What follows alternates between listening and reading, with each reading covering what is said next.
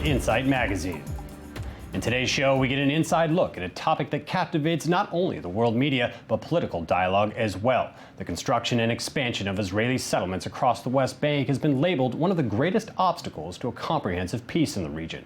Yet a closer examination of the actual construction projects reveals much more than an idealistic attempt to settle the land. With rising costs of living in central Israel, many people consider moving to the Palestinian territories, as housing can be as little as a quarter of the cost. With the economic incentive outweighing the religious or nationalistic motives, you might be surprised by what you learn in this report. Well, here's The West Bank, the Business of Construction by Yoray Liberman.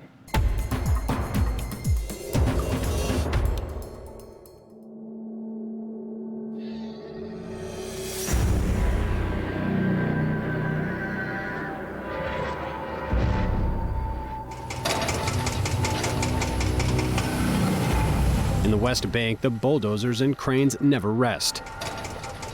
Between settlement extensions or the establishment of new towns, whether legal or not within the state of Israel, construction in this area is rapidly expanding as housing demand soars.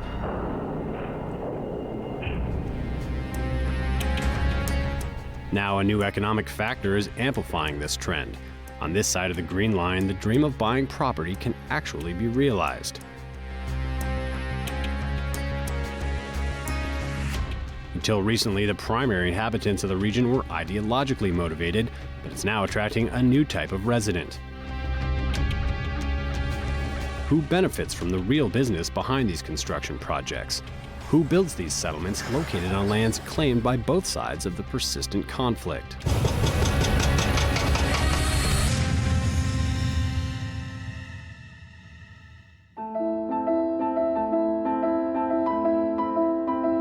Lesh M is one of the new settlements in the West Bank, located just a 10-minute drive from the Green Line and only a few miles from Tel Aviv. In Kfar Saba, such a house would cost 4 million shekels. Here it costs 1.5 million. Such an economic opportunity pushes ideological considerations to the background. Here people seek a high quality of life, as well as a nice community and a house at a reasonable price.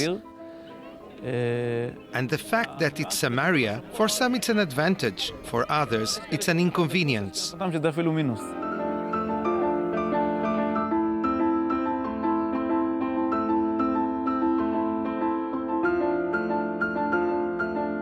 can't live in Yerushalayim for money-wise and otherwise, and it's not possible. When we decided to buy the house, our house, we just saw a mountain. A mountain, that's what there was here.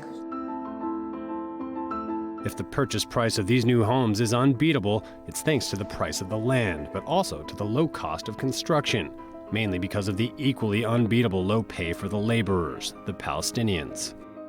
My husband's brother is building in the city. Nobody's going to ask him, how does he feel if an Arab, Palestinian, whatever you want to call it, worker is building his house? Somebody's going to ask him. They're going to ask me, because why? Because I live here. So really, I don't see a difference. So I say I feel fine, because I do feel fine.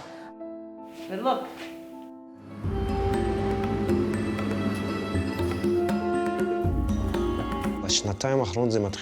In the last 2 years, it starts to invert.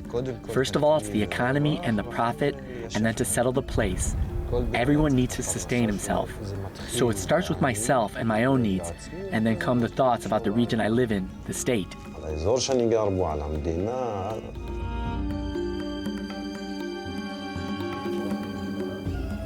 Hassan comes from a builder's family. This 37-year-old Israeli Arab, originally from the region of Nazareth, took over the family business a few years ago, named after his father, Walid Hassan, a contractor business founded in 1987 in the West Bank. We have grown since then, and we spread over. Now we work in the whole area, only in Jewish settlements. We are, so to speak, the main contractors of the Samaria Regional Council. Why does our company do almost all the work? Because our rate is affordable, and we are located here. Every day we employ nearly 100 workers, mainly Palestinians. Ibrahim and Supi have been working for Walid Hassan for years now. When they're asked about the paradox of working as Palestinians in Jewish settlements, their answer is unequivocal. When Mahmoud Abbas asked the Palestinians not to work with the settlers, not to sell their merchandise, if you tell it to the workers, they'll answer you. No problem, I stopped working, but let Mahmoud Abbas pay me each month 5,000 to 6,000 shekels. Let him support my family so I won't work. Some people are mad at us for that, because we work here, but we don't have a choice. In our territory, there isn't enough work. Everything is so expensive. We can't live with what we earn by working there. I just worry about my job so I can feed my children. There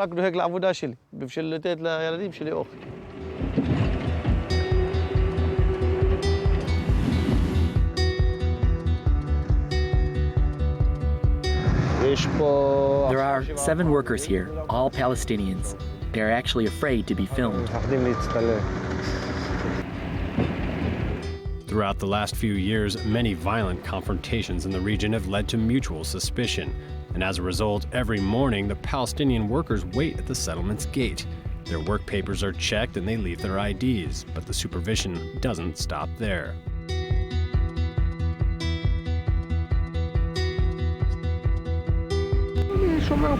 I watch over the workers. There have to be a guard around them. They are Palestinians. As far as I know, no Palestinian that works in this settlement has ever committed any attack.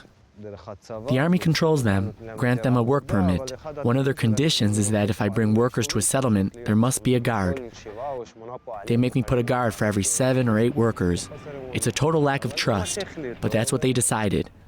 Does it make sense? No, it doesn't make sense. I wouldn't have worked with a guard. However, after so many years so close to each other, after so many years of professional collaboration, they've developed personal relations, human relations that are essential to the future of the region, according to this resident from the settlement of Nofim, Amnon Hever. I think it's a good thing to have Palestinian workers here. They earn their living and we can use their help. And lots of stereotypes are being broken. I think if we eventually want to get into an understanding, the best way is through a collective work environment, not through separation. And today, Amnon is building his son's house with a Palestinian worker. I know him for more than 25 years. It's the 3rd or 4th house I built for him, the 3rd house. I'm like a member of his family. He's like a brother.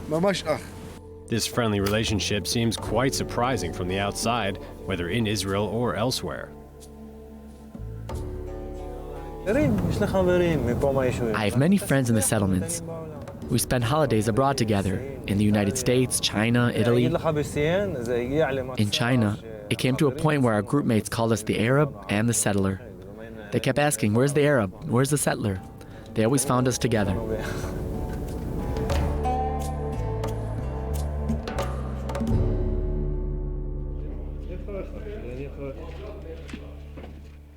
As many men, so many minds. The saying suits this part of the world, and not all the residents in these settlements are in favor of employing Palestinian workers.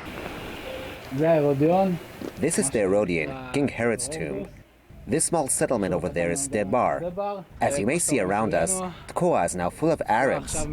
I don't know how many Jews are here. The State of Israel has abandoned the construction to the Arab sector. I work exclusively with Jews. Let's say I don't work with Arabs, nor with Palestinians. I can't work with someone who essentially doesn't want me here. Eliashiv Cohen is also a contractor. He was born and raised in the Jewish quarter of Hebron. Today he lives in the illegal outpost of Chavat Ma'on. His clients chose his company for his ecological construction methods, but not only, many agree with his ideology.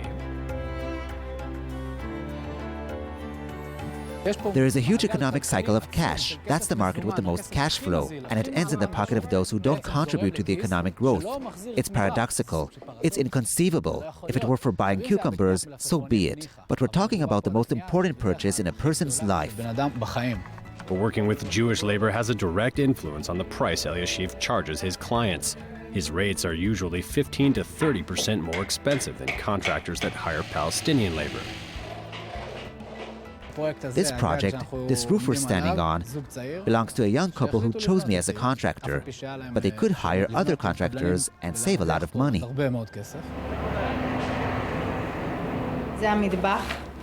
That's the kitchen, the living room, the dining area.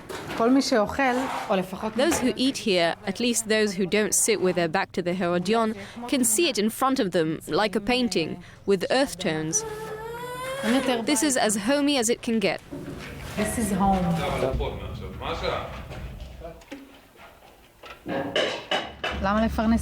Why would I hire an Arab if I can hire a Jew, a brother? And many Jews need a job. For her, it's a question of ideology, to hire as much Jewish labor as possible. She got it from home. I think it comes from her education. For me, it's more, I feel it's the right thing to do, to work with brothers. Shlomo, one of Elyashiv's workers, also prefers working with Jewish labor, but for different reasons. When a Jewish contractor works with Arabs, he sort of dominates them. They dominate people who don't earn a lot of money and that don't get the same rights my employer has to grant me. I feel more comfortable working among equals with the other workers. Building settlements has become a real business that provides many jobs, both for Jewish and Arab labor, Palestinians and Israelis. This economic opportunity has often pushed the nationalist ideologies to the background in favor of more individualist considerations, mainly financial. Nonetheless, it doesn't ease the tensions between both populations, and it surely doesn't resolve the complexity of the situation. A situation that throughout the years and generations has become almost trivial in the face of the ongoing conflict.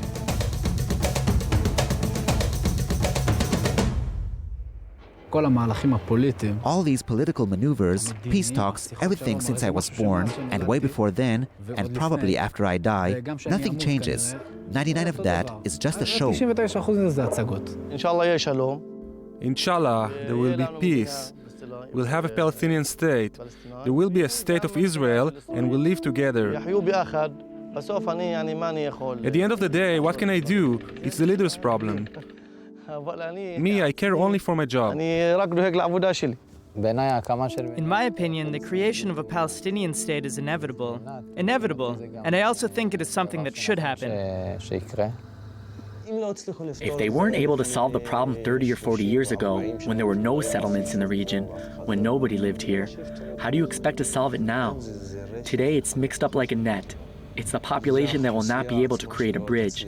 They all live amongst each other.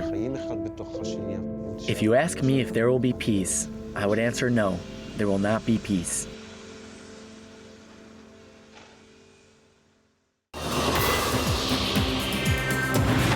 Now we're joined by Yoray in the studio. Thanks for joining us here today. Thanks for having me, David. So to start out, give us a sense, how big is the settlement operation and the construction projects that go with it?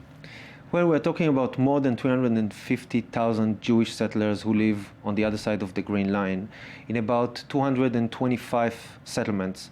Now we can difference them by about 125 settlements which are legal through the eyes of the Israeli government, and another 100 that are outposts, illegal settlements.